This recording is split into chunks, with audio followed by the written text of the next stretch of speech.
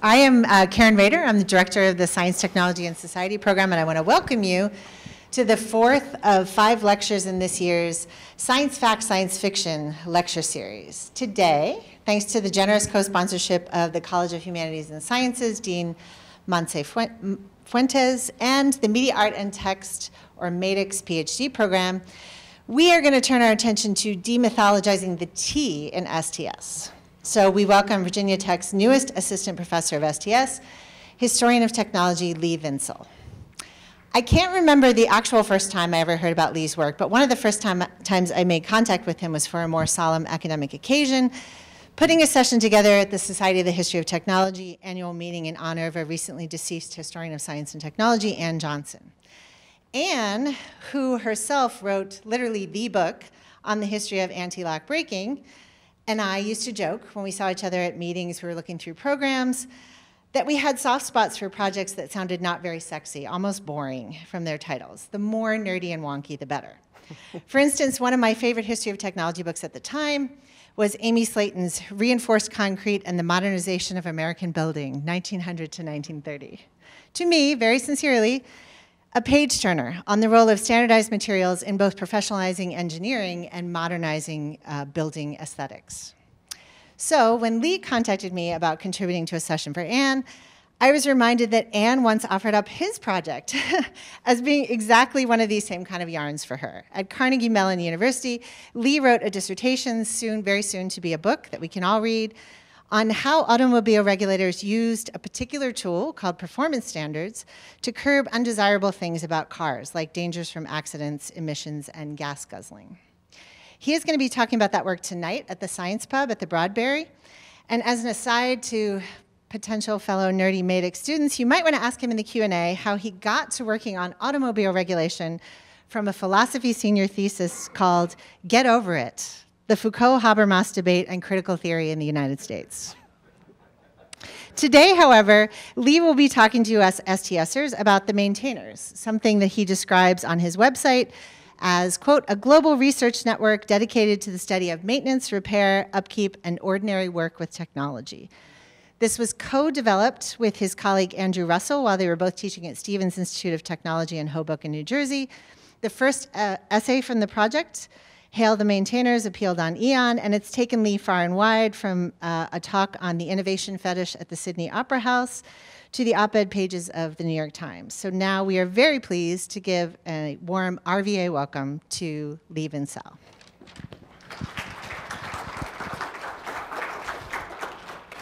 Hi, everybody.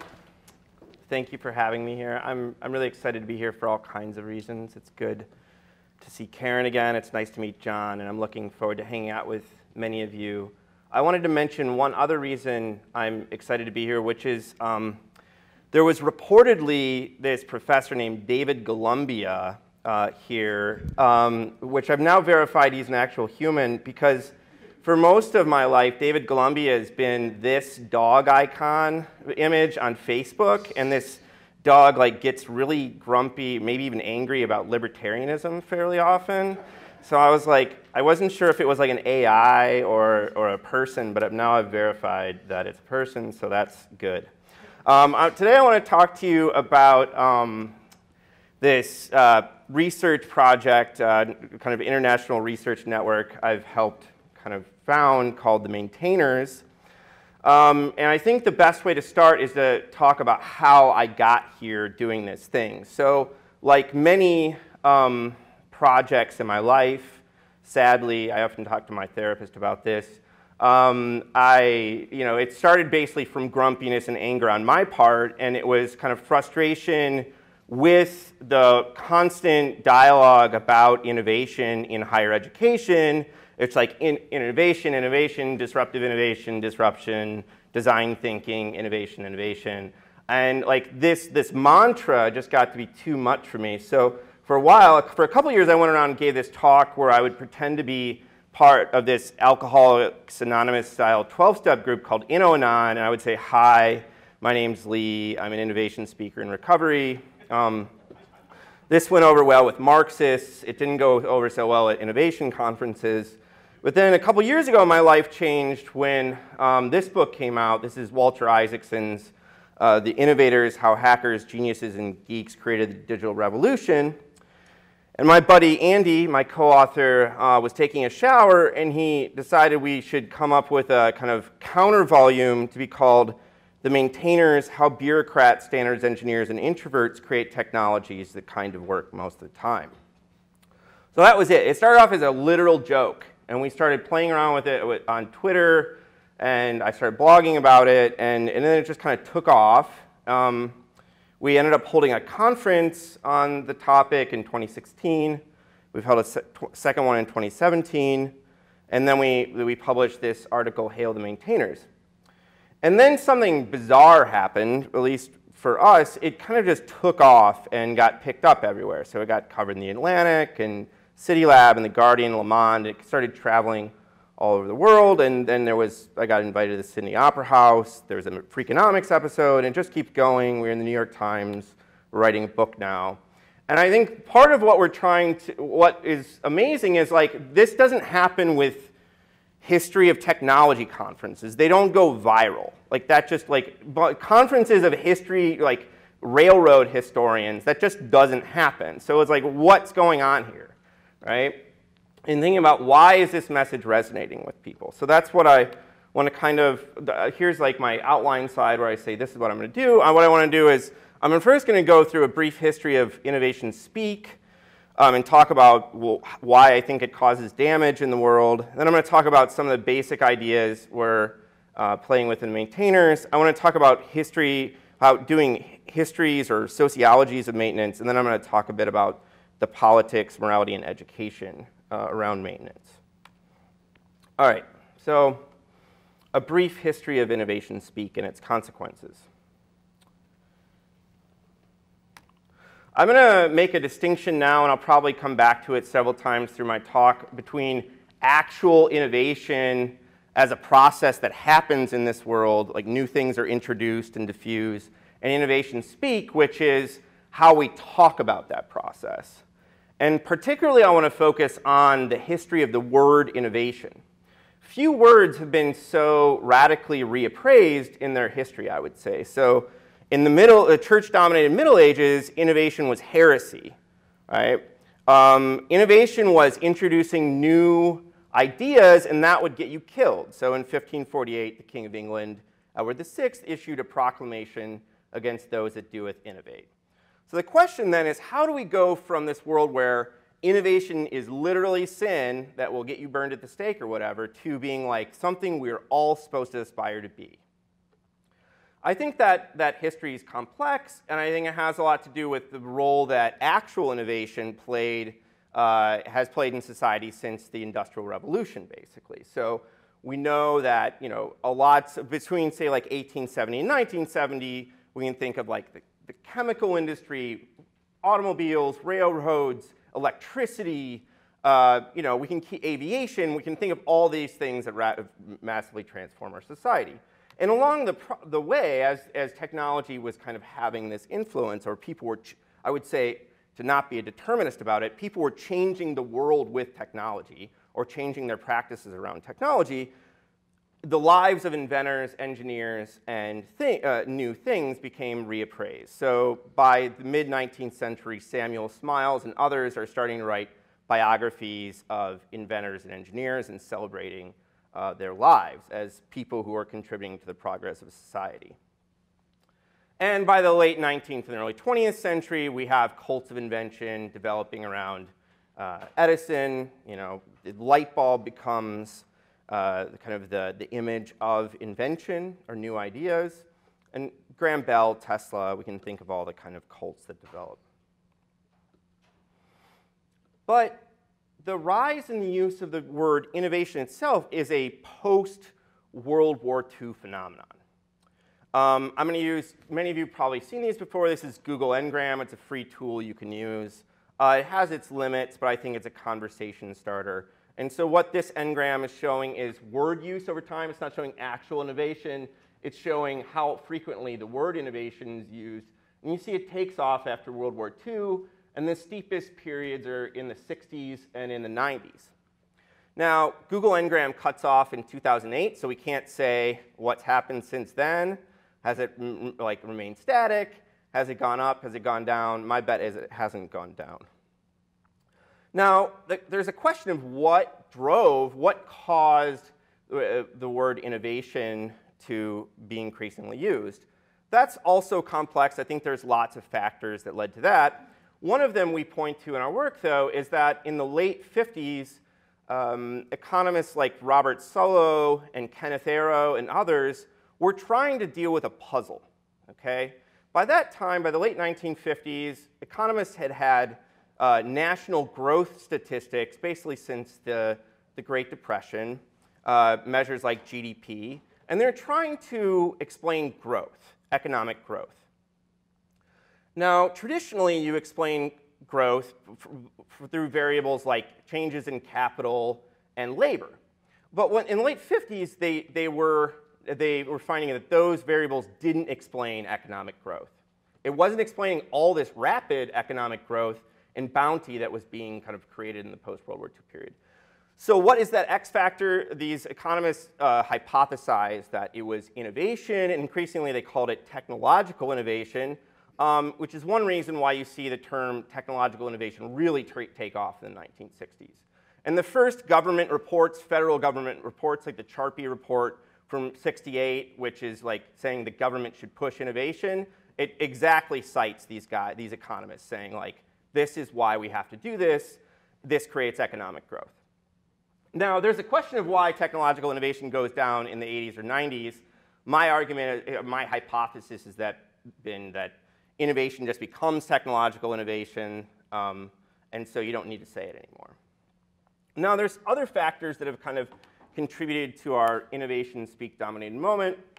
One of them is, like after the Charpy report, in the late 70s and then later, this term innovation policy takes off.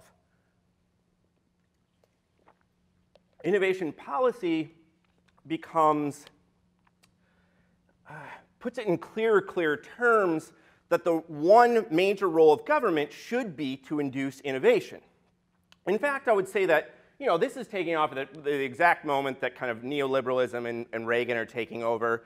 And it's like new industries are going to give rise to growth and new jobs, and we can cut the social safety net if we do this. This is kind of like going to become the way to create, goodness in society. And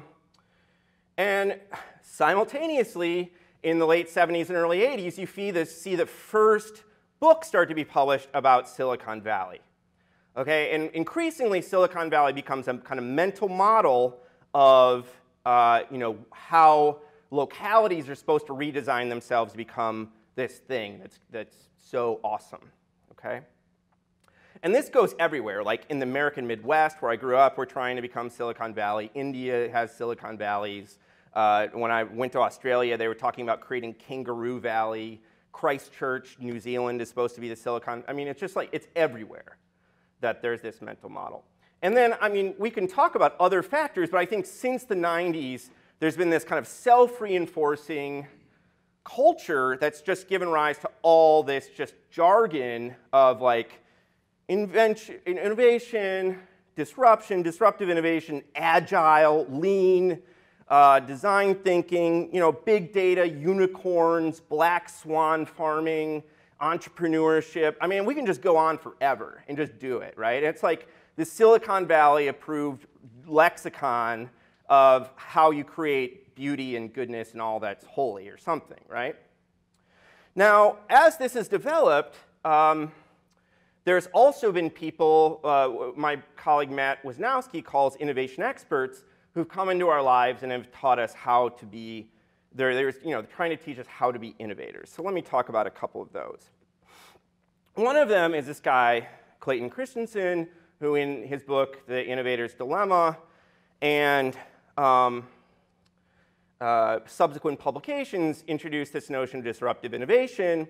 Disruptive innovation is a new business model or technology that disrupts existing firms, markets, et cetera, and overturns incumbents and creates something new. Now, in my more popular talks, I've been joking. I say, like, disruptive innovation was a very potent drug. And all around the world, corporate boardrooms filled with smoke as executives took turns taking massive bong hits of this good dope that Clayton Christensen was selling. And some of these people, right, dreamed that they were going to be the next disruptors who were going to like create that thing. But then there's that other set of people, and you know who I'm talking about, the people who smoke and they get too high and they freak out. And really, a lot of this was driven by this worry that, you know, someone was going to come along and eat my lunch. Now, if you were really worried about being disruptive, you could hire Clayton Christensen's consulting firm, InnoSight. I can't make up the fact that he called it that. He really called it InnoSight. He's like, he's going to come bring you innovation goggles. You can pay him for them. And now you can like look around and you can see all those innovations that are going to come into the world. And you can make a lot of money. All right? The problem is that the notion of disruptive innovation doesn't work. There's been a lot of findings over the last decade where they reanalyzed Christensen's data and find that, you know, like only about 9% of the firms that he claimed were disruptors were actually disruptors. This notion, when you examine it rigorously, just does not hold water. And it's also, I will talk about this more in a moment, it's also just true that trying to be a disruptor does not lead to disruption. Okay? This is not something you can kind of create. It happens more organically. Now, there are not one but two self-help books called Disrupt Yourself. Okay? I got the one on the left thinking it would be fun, full of like funny stories about, I don't know, going out drinking and then eating really greasy foods with your friends, right? Because that disrupts you the next day. But no, it's just basic self-help stories, you know, applied through kind of disruptive innovation rhetoric. And here's another example of some innovation experts who are coming into our lives right now. In many places, there's this new thing taking off called design thinking. I wrote an essay about it. I wrote it only to make my friends laugh, which is why it has this really outrageous title called Design Thinking is Kind of Like Syphilis. It's contagious and rots your brains. I wrote it for 6 people, and then like 45,000 people read it for some reason. So it's like, you know, if you try to make your friends laugh, it's one way to get readers, I guess. What is design thinking? Well, IDEO, this design firm that created this business, and Stanford's design school tell you that design thinking is a methodology for producing reliably innovative results in any field. This is me editorializing. It's the system of change agent genius we've all been waiting for. Like, if you go through a design thinking boot camp, we're all going to be innovators. It's going to be great. So how does it work? There's this thing called empathize mode, where you like try to get into the footsteps of your users. Then you define the problem a little more clearly. Then you ideate. It's always ideate or ideation, never just think. Then you ideate. Then you prototype. And then you test. The ideate mode usually involves post-it notes. So there's like, if you Google design thinking, it's always post-it notes. Like, make it cool. Cool kids do it, design thinking. Here's another one I love. Positive invention brainstorming.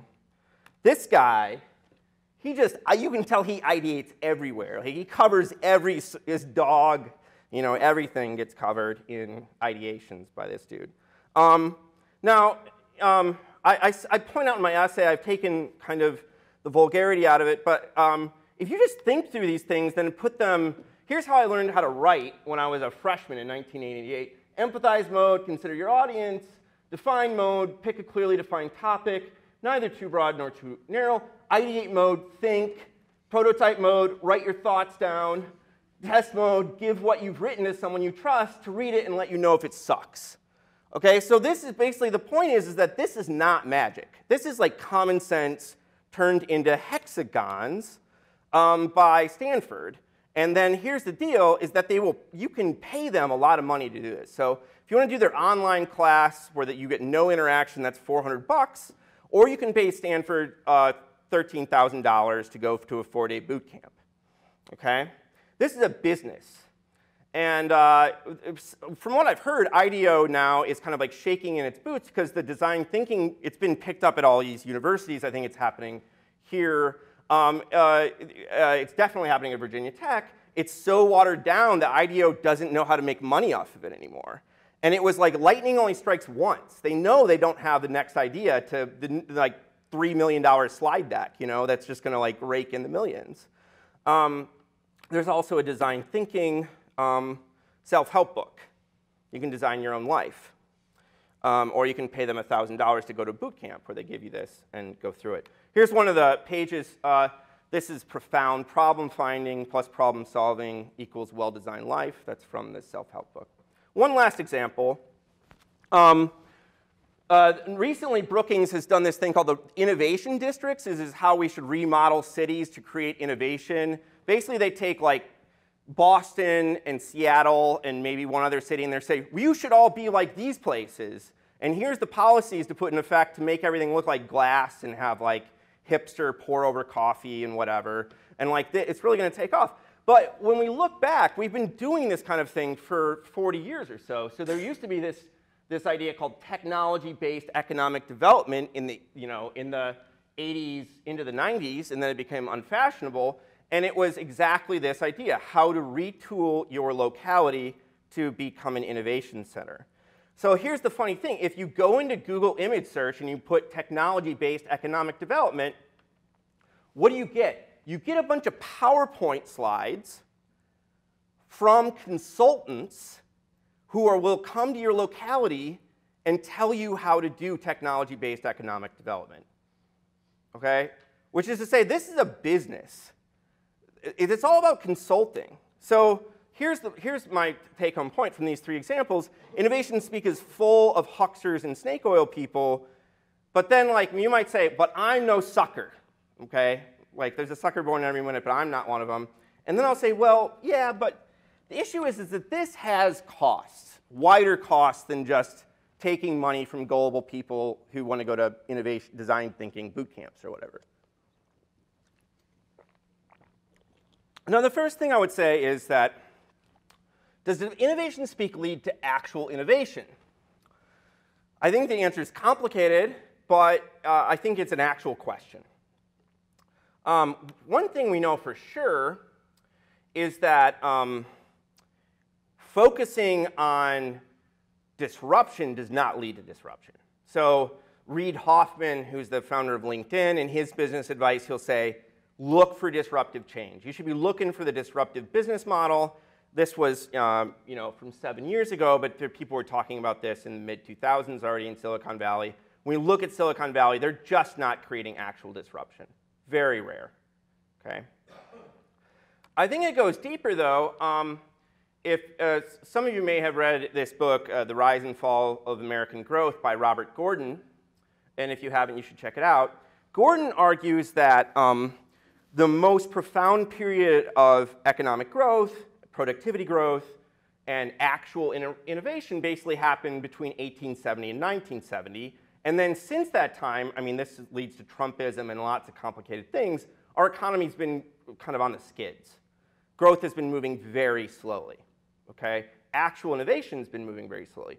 But it's only during that, like since the 1970s, that the era of high innovation speak has actually been going on. So there's a real question of whether innovation speak is leading to deep transformative change that we're aiming for when we say we want innovation. Yet, even though we're not sure innovation speak leads to actual meaningful innovation, we're deeply transforming many basic institutions in our society. So I think that we can think of like the corporatization of higher education, for instance. Innovation policy, one kind of aspect of it that we take from the I guess 1980 or so is the Bayh-Dole Act.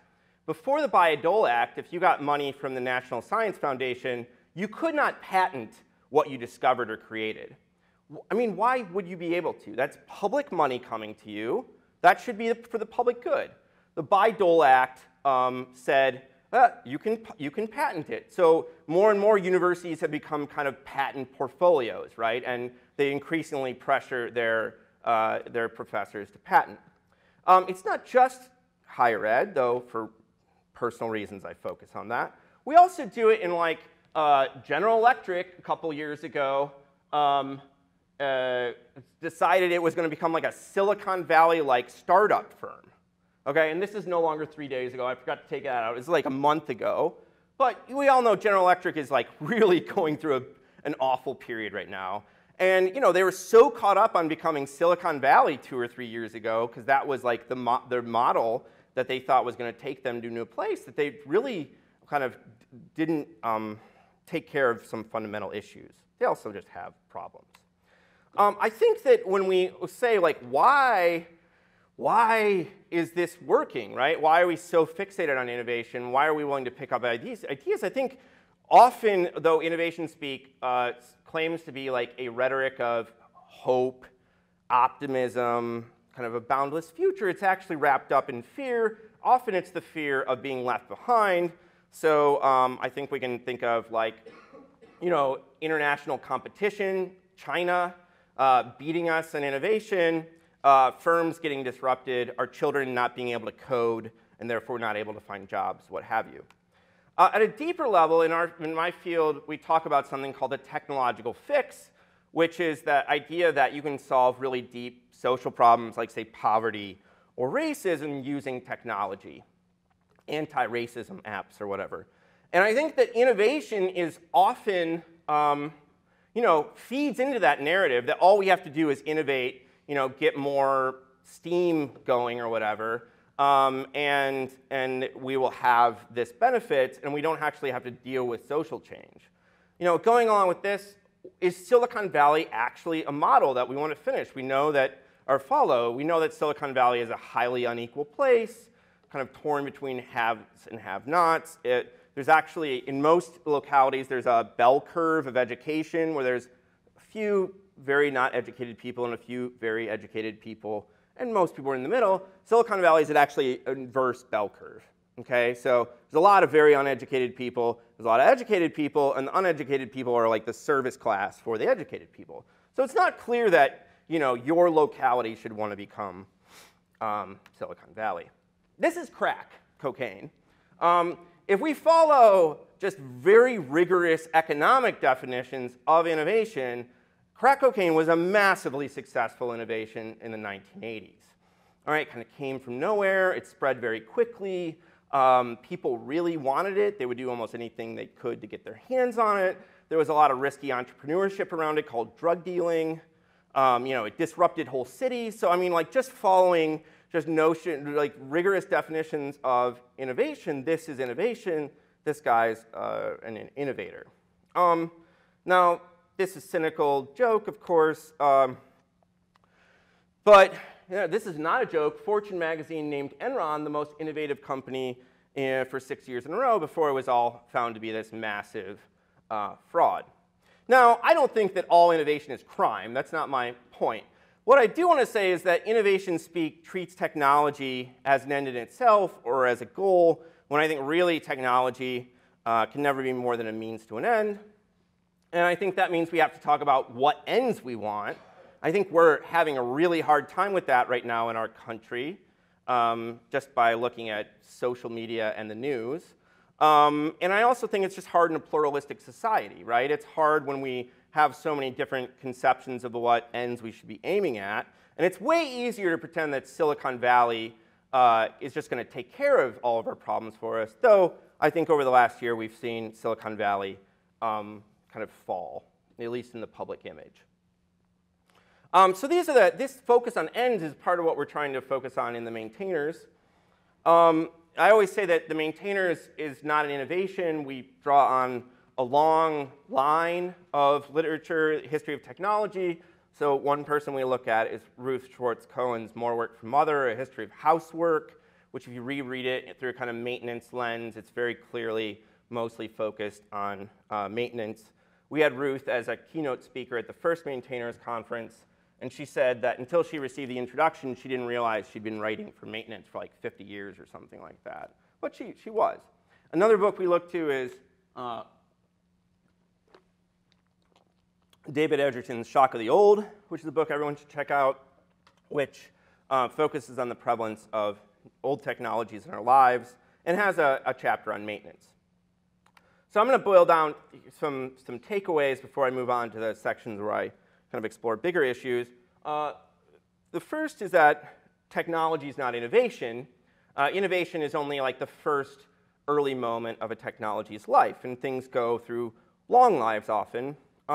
Usually I just say, like, look around you, or another way, I have people do like guided visual meditations where I just take them through their day, right? And all the technologies you interact with, like a bed is a very basic technology that's been around for a long time. You get up, you brush your teeth. All these technologies that we interact with are quite old, right? Or not all of them, but most of the technologies in our lives have been around for a long time. Now their form has changed, et cetera. But most technologies or most human activity is focused on using old technologies or keeping them going. Now, there might be a couple quantitative-minded people in the room, and you don't like guided meditations or whatever. So I would say national economic measures do not measure maintenance. We don't know. We can't look at national surveys of economic activity and say how much of this activity is going into maintenance. There's one, Edgerton points out that there's like one exception, and it's like Canada for 7 years in the mid-20th century or something like that. But we do have pretty good industry-level data.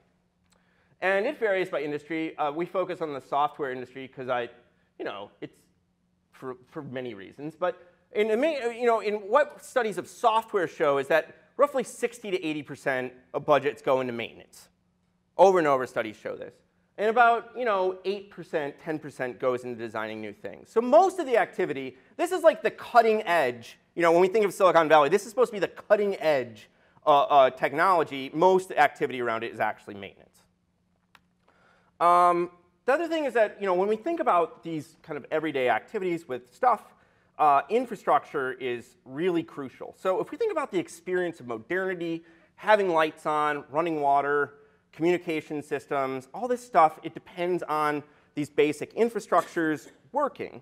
We're not very good at infrastructure in the United States for a variety of reasons. So every 3 years, the American Society of Civil Engineers puts out this report card. Last time we got a cumulative D+. It depends on what infrastructure they're looking at. Now, you might say the American Society of Civil Engineers is self-interested here because they want more federal spending on infrastructure so they have more jobs. I would say that's true, but I also think there's some actual truth. And they do a pretty good job in trying to measure things. The other thing is that we start to focus on the maintainers, which is all the people, not the innovators, but all the people who just keep society going. I'm going to return to more thoughts on this in a minute, but I just want to point out some ironies. One is that most engineering education in industrialized nations, not just the United States, is focused on design or innovation. At Stevens Institute of Technology, where I taught for 5 years, students in their senior design project actually have to have like a innovation section of their final presentation. Yet most engineers, 70% of engineers focus on maintenance and the running operations, basically, running existing systems. I'll return to that later, too.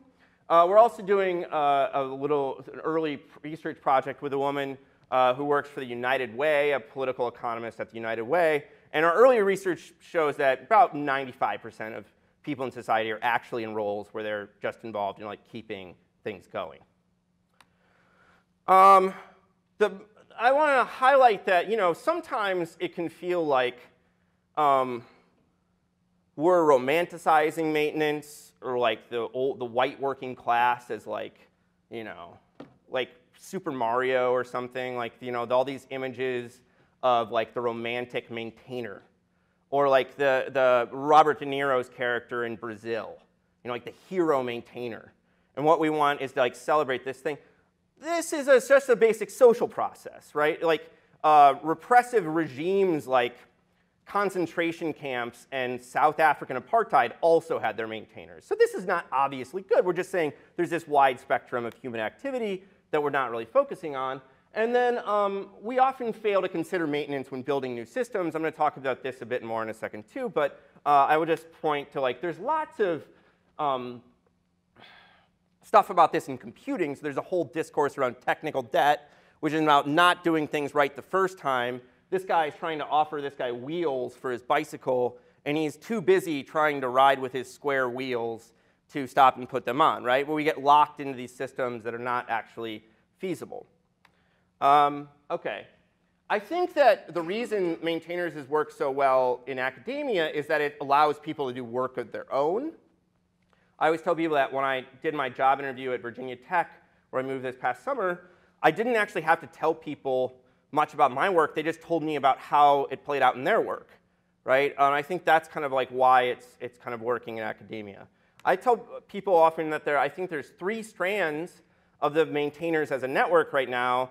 There's kind of this anti-innovation speak polemics. People, pay me to come to New Zealand or whatever just to make fun of innovation and tell innovation jokes.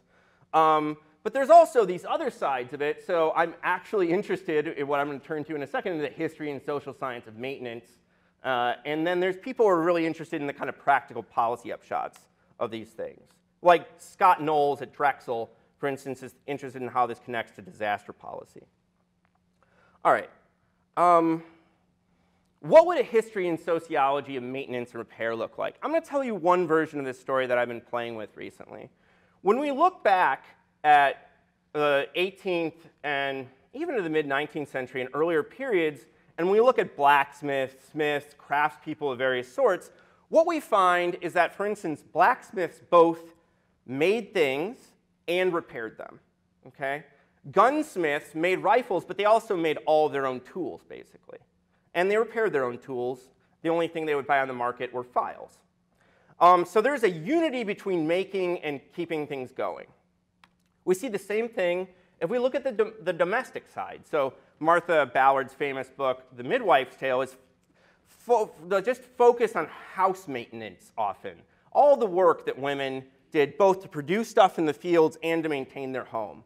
Like, there's fun stories about borrowing. There's like groups, gangs of daughters that would go around from house to house to get the laundry done, which was very hard work. But something changes in the mid-19th century, which is when we start introducing, we could have looked to mill towns earlier, but when we introduce these really heavy technologies, suddenly roles start to divide, where you have it's a division of labor, you start to have specialized maintenance roles. And there's a prescriptive literature. Imagine being like Iowa somewhere and you want to build a street railway. There's books that would tell you how to do it, and those books, when we look at them, also tell you how to maintain those technologies. So when it comes to industrialization, these two things are one and the same, making and keeping going. I'm writing a history of this group right now. It's the American Railway Engineering and Maintenance of Way Association. It was the Roadmasters and Maintenance of Way Association. It was a group of railway maintainers that got together in like 1883 because they found they had a similar problem. I think it's probably the first professional society formed around maintenance.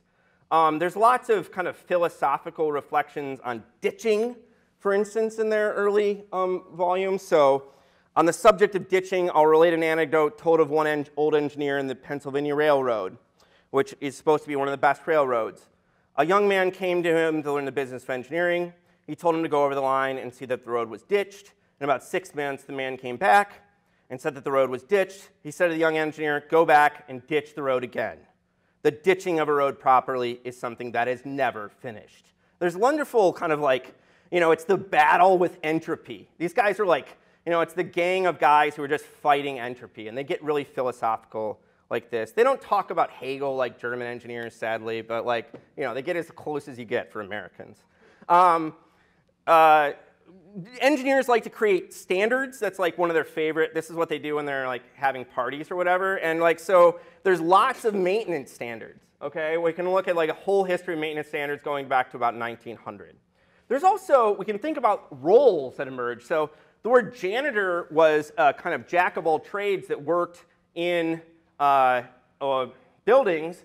But in the late 19th century, it really becomes more focused on taking care of what we now think of as a janitor, which is precisely when this organizational explosion is going on and we're urbanizing, building all these buildings.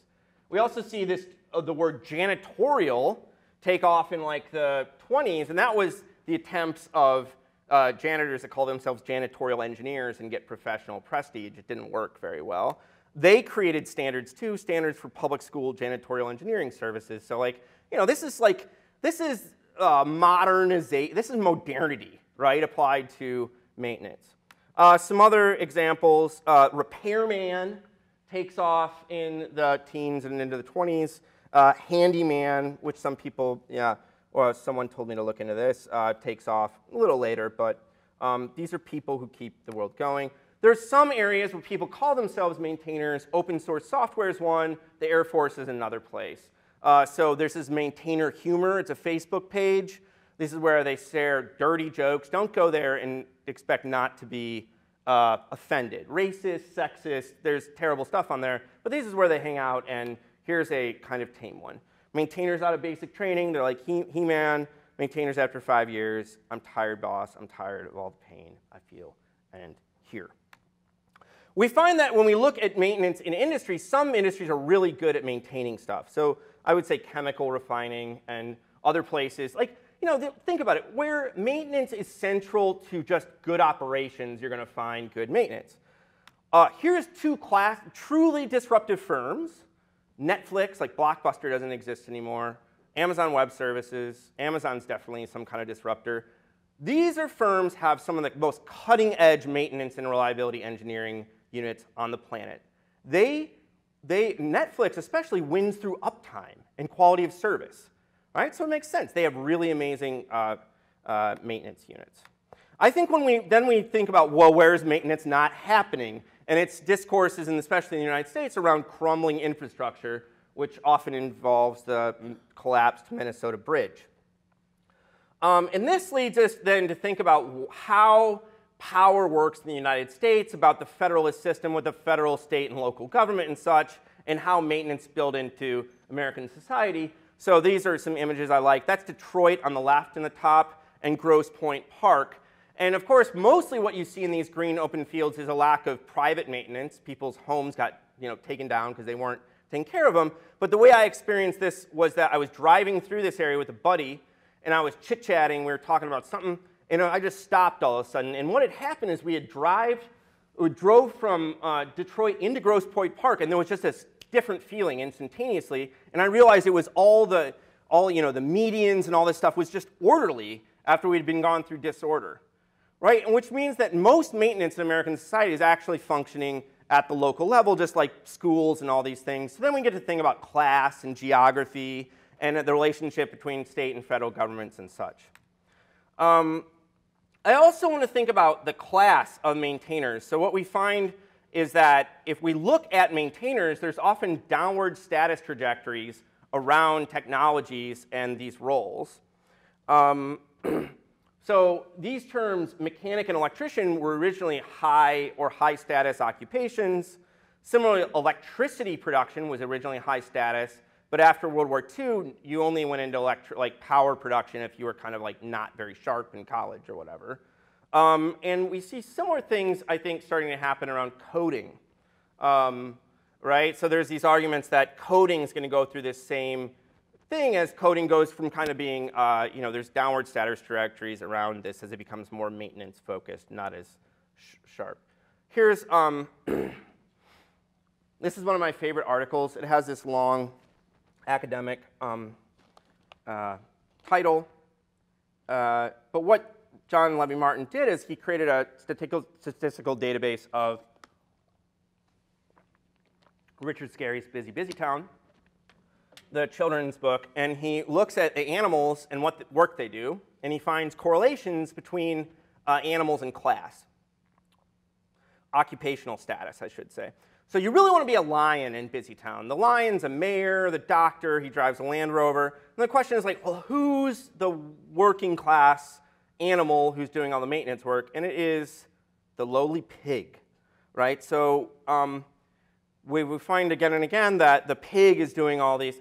There's also this bit where who causes all the technological or industrial accidents? It's the pig, which is what you want in capitalism, is to be able to blame it on the workers. So Mr. Paint Pig creates all these catastrophic issues.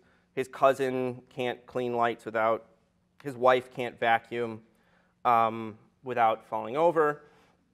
And so the point here is that I think that if we think about aesthetics as kind of our judgment about the world, their sense of order, which I mean both about whether something is well maintained and well kept, and our sense of who should be doing what job are deeply aesthetic and rooted in us. And we do have notions about who should be doing what kind of work. Now this connects to employment policy in this way. I told you earlier that we're doing this project with a woman from the United Way. And what we find is we're broken up occupations up by innovators and maintainers. And what we find is that, this is just like, let's just go along with engineers and say they're innovators. Let's just pretend that's true. So we put them up there. And what we're finding is that, first of all, there's many more maintainers in society. But the more important point is that the people in blue are the working poor. Okay? And so if we build our federal policy around innovation, yeah, sure, we can hope more people will get up into the top. But this is not a sustainable way forward just to have innovation policy. We have to think about the maintainers in society, and I would say how to maintain them. I could go on and do this last part, but I actually would like to stop and chat. So I'll come back to this. Basically, it gets into this issue of how could we build thinking about maintenance and kind of ethics of care, taking care of both the people and the things around us into education, given that we're so focused on innovation, design thinking, and all this stuff today, and most of us are actually going to go out and be those people. So how could we create a kind of retool education to focus more on what we actually do with our lives? Okay.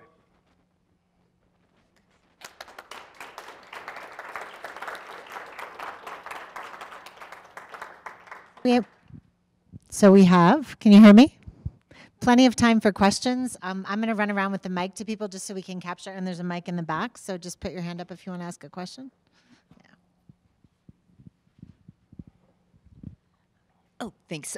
Could you tell us about the role of like the fetish for innovation in like these techno-utopian concepts of transhumanism? And like how that's related. Stuff like, oh, we can just like upload everyone's brain into a computer. It'll be great. We can do it in 10 years. Right.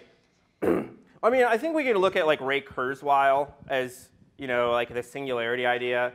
So I always point out that like Ray Kurzweil has a vitamin business with one of his buddies where they'll like sell you, like Ray Kurzweil eats like 100 vitamins a day or something like that to live long enough to get hoovered up in the singularity and have his like consciousness hoovered up to the cloud. And when you think that way, and you really believe that this is going to happen in like 10 or 15 years, social policy becomes totally pointless.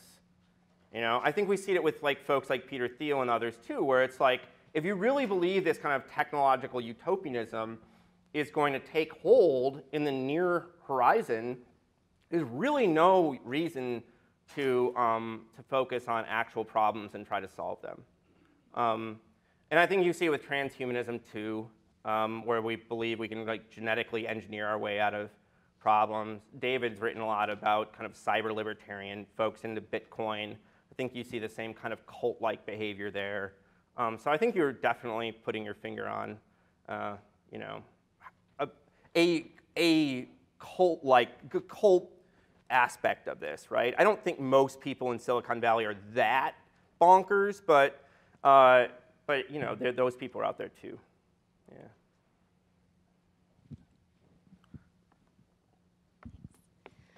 Can you elaborate on the concept of coding becoming more of a blue-collar kind of work line, and what is your perception of that?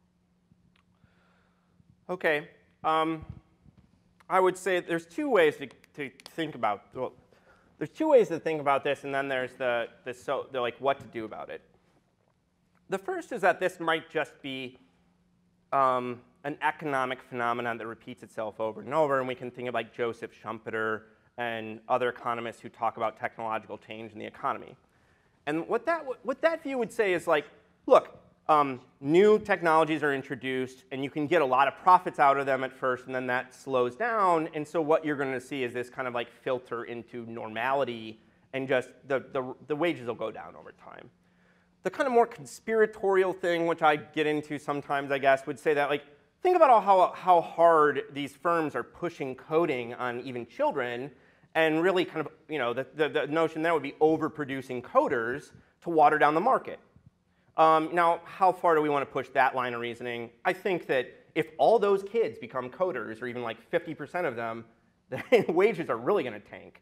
So the way I would think about that then is to say not that these kids can be innovators, because that's not how the economy is going to work, but we need to think about having real employment policy, like law in the United States, like labor law, which will, in healthcare. I'm a boring progressive who believes in, I'm not a Bernie, well, maybe Bernie, but you know what I mean. Like, I think we should have social policies that would allow, even if this happens naturally or through this other fact, that we would, at least people would be able to live well.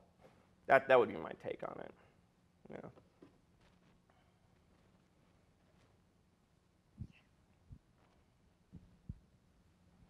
Thank you. Do you think that coding is enough to fill the gap between the haves and the have-nots? And in your opinion, do you think that it's likely to happen? Are you optimistic, or are you more pessimistic about that gap being filled? I'm definitely on the pessimist camp on that. Look, I talk about this. I do look. Something like only 20% of computer science majors in the United States are women, right? And when we look at minorities, people of color of all sorts, and we look at in computer science, that's a real problem too. Do I think that we should try to create policies in universities and at the federal level and everywhere else to get more inclusion in those fields? Absolutely. Do I think it's enough to like really deal with inequality? No way, right? I don't think giving STEM education and coding to the poorest people in our country is enough to deal with the problems that we face. They're just too vast. Yeah. I don't think this is on. Okay. I have one more question. Yeah, go for it. Hello. What is your definition of innovation, and is it synonymous with design? No. In that profanity-laced essay I wrote for my friends, I call like the way we talk about design and innovation, like the design thinking conception of innovation is what I call the lipstick on a pig conception of innovation, right? I think design is super important for how capitalism has functioned. We can look at going back to the 20s and like how design entered the auto industry, for instance. Design's important, right? It's a really key part of capitalism. But when we think about the more, I use economic definitions of innovation like Joseph Schumpeter's. When we think about things that actually transform the economy, it's not design, okay? It's really deep, fundamental things like lasers and the internet and internal combustion engines and all these really deep things, right? Now again, design's important for, because it makes one product beat another if it's sexier, and because it like improves our lives by being like ergonomically, there's lots to it. But I think that this kind of that this equation of design and innovation is really problematic.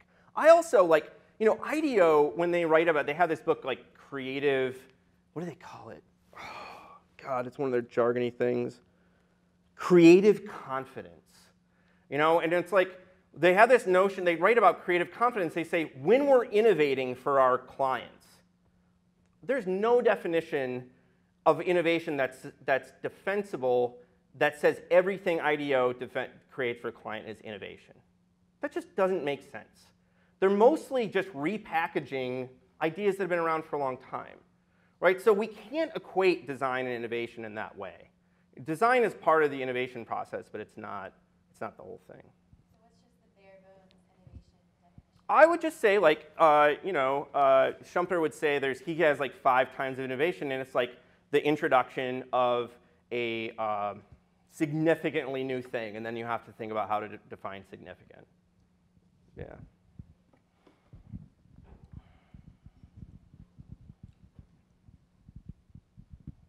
Thanks, Lee. I don't think I've seen a picture of myself in a talk before, or a picture of my dog, and I know my dog is going to be very pleased to have been invoked in a public talk.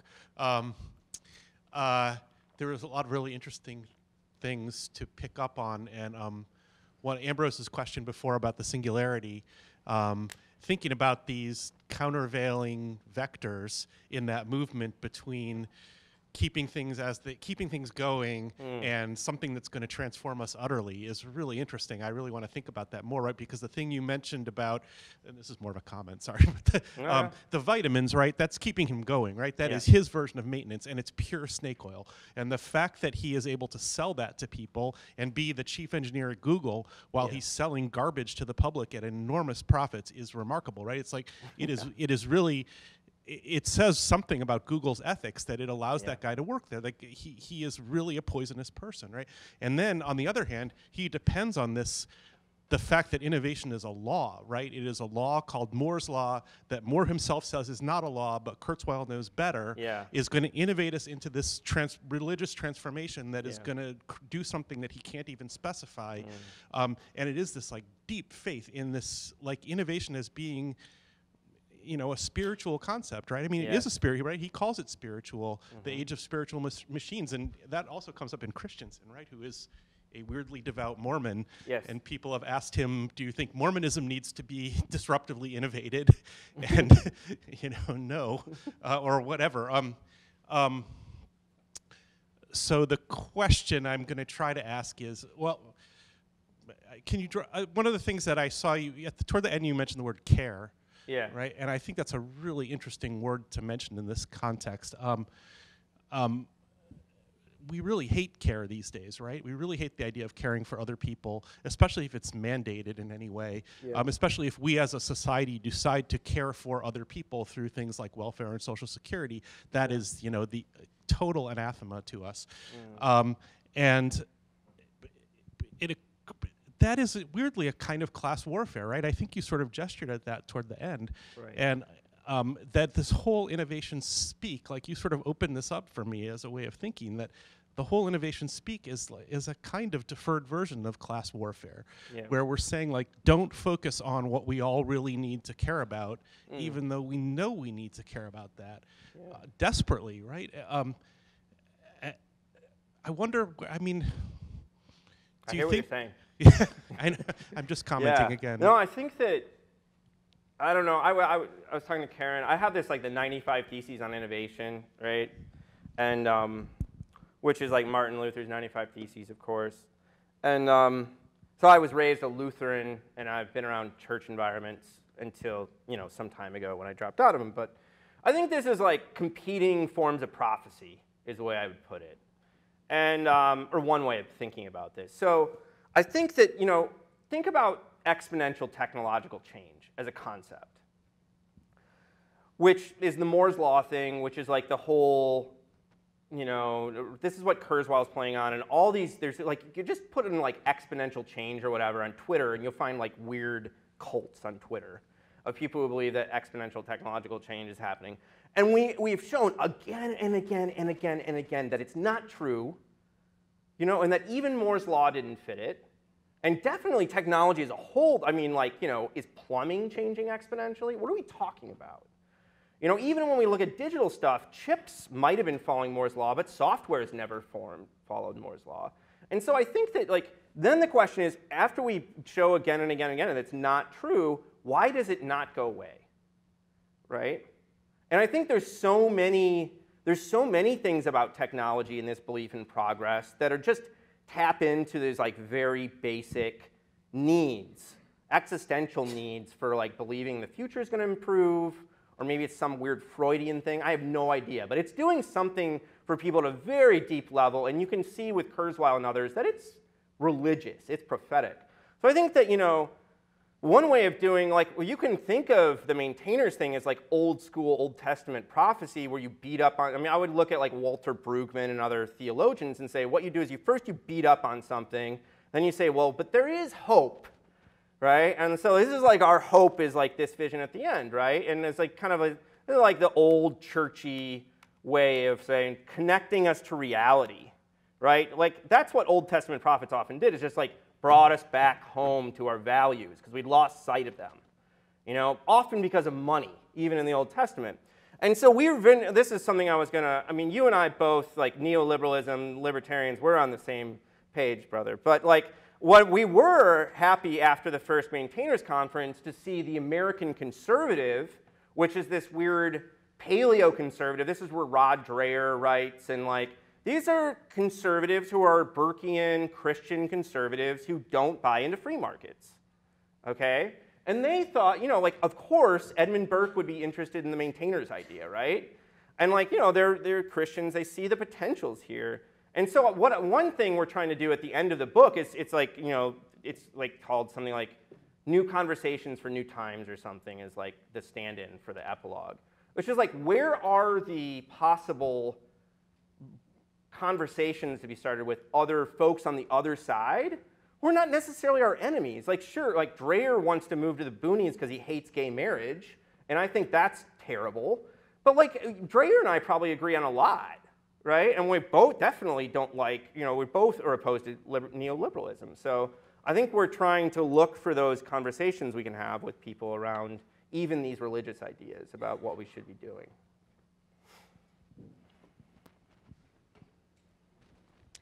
Do you think that one of the reasons that maintenance isn't valued as much is because it has been gendered in the past? Like, you were talking about the ethics of care, and some of the examples you brought up were about like midwifery and how a lot of early maintenance was done by like women and like people grouped into being women. Do you think that that's still a thing? And like that's why maintenance isn't Totally, I believe that. There's, on the care stuff, there's a really good book from Harvard University Press. I can't remember the woman's name, but it's called Forced to Care, and it's about care work, and it focuses on gender and race, basically. And I would say that, you know, if we look at the blue, who's in the blue, I would say it's going to be like, you know, we're going to look into this, but I would say it's a lot of African Americans, a lot of women are in those roles. And I think that that's part of the problem, is that when we think about the occupational stuff that you're pointing to, is that we think of these things as gendered, you know. We see it, you know, there's been these studies you've probably seen, like New York Times references them, that men in like coal country refuse to move into these roles like nursing that are maintainers roles but are seen as highly gendered. So I think you're exactly right that that's a huge part of what's going on here. And then, you know, just to finish, the innovators are going to be a bunch of white guys, right? And so it's like, it's the lauded roles. I just did a little thing in my innovation in context class yesterday, where I had students with Post-it notes write down the 3 innovators that came to their minds. They're all white men. You know, so I think, yeah, you're pointing to a big part of this issue. I'm curious if you have thought about or have thoughts on the way that, and you mentioned briefly, intellectual property ties into all of this, and things are more and more being commodified in that way, and it is supposed to be a way for these organizations and companies and individuals to protect and make money off of their ideas, but there is only so much to go around, and everything is built on what's come before. So is this whole innovation speak maybe overcompensating for the fact that people aren't really inventing new things? They're just trying to sell this lifestyle, this design to go along with it. Mm-hmm. Yeah, in my public talks, I have this joke where I compare it to like a middle-class guy buying a sports car, or a middle-aged guy buying a sports car. It's like a crisis. Like, look at this thing over here. Like, we're not really doing it.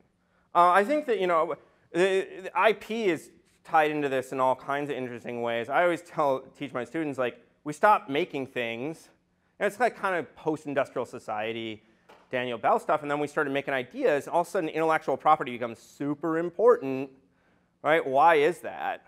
It's because that's how we started seeing ourselves, is like we were the people making ideas, and so we had to protect them. But I think when we look at, even when we do basic patent studies, we're not actually producing those kinds of innovations we claim to be aiming for, right? So, yeah. So last question. So I have a question for you about this framework of the maintainers. Mm-hmm. in some ways it feels like you're sort of playing into a binary, right? So you're like, we've got innovation over here, no, there's maintainers over here. My first question would be, to what extent, and I think you sort of gestured to this, does the binary itself sort of easily fall into a heteropatriarchal project, right? Where both the innovators and the maintainers can be white men, right? Like that conservative image of the maintainers, I'm sure, is sort of like a nostalgic world that Make America Great Again, where you've got your, lions doing all of the good work or whatever, right? And so I guess I wonder, to what extent, what work does reinforcing that binary do? And then the second question would be, where does creativity fall into the story? And how do you tell stories of the creative work that's not innovation, right? Yeah, so, I mean, what do I want to say about this? I think, like, it started as a joke that set up a binary, and now we're kind of, like, stuck with it for better or worse, right? I think it does some fairly substantial intellectual labor, both popularly and in terms of just historiography in these things, because we're not writing these histories of maintenance, right? But it's also, like, that's why I always focus on innovation speak, and instead of innovation, because there's real innovation in maintenance. In a way, like when I study like the Roadmasters in Maintenance Away, what I'm studying is the introduction of new maintenance practices. And today it's all caught up with big data and algorithms and all this kind of stuff. So at that level, like even at the level of technological social processes, the binary doesn't make much sense. I do think it's doing some work at the kind of popular and policy level of saying, like, if you focus on this class of people, like Richard Florida's creative class or whatever, right? I mean, Richard Florida right now is like apologizing for doing the creative class stuff because those policies in cities just reinforced inequality. And so the point is that like there's all these folks who just keep society going, and if you don't have realistic technological policy, like stop pretending technology's this new stuff, and let's just focus on what we do every day. Now about I think when it comes to the book and the patriarchy stuff, I think that's why we just have to do the work of making sure the book has the right, gender, making sure all those gender, race, and all those important categories are highlighted in the right way. As this has to be part of the discussion. It can't be about hearkening back to like some romantic mechanic or something. Like we know those kind of sociological ethnographies. And they're good books for sure, but like, yeah. But I think you're right. We can't reinforce those stereotypical images. Yeah. So let's thank Lee again. Thanks.